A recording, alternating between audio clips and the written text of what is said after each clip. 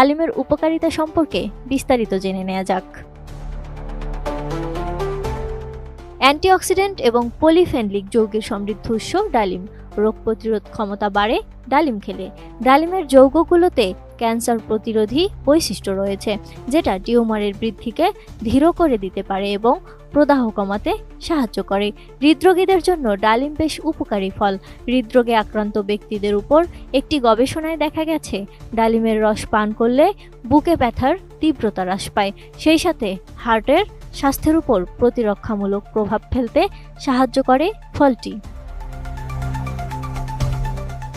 প্রচুর পরিমাণে আয়রন পাওয়া যায় ডালিম থেকে। রক্তশূন্যতা রোধ করতে ডালিম খেতে পারেন প্রতিদিন। 2014 সালের এক গবেষণা বলছে ডালিমের নির্যাস রক্তে অক্সালেট, ক্যালসিয়াম এবং ফসফেটের ঘনত্ব নিয়ন্ত্রণ করতে সাহায্য করতে পারে।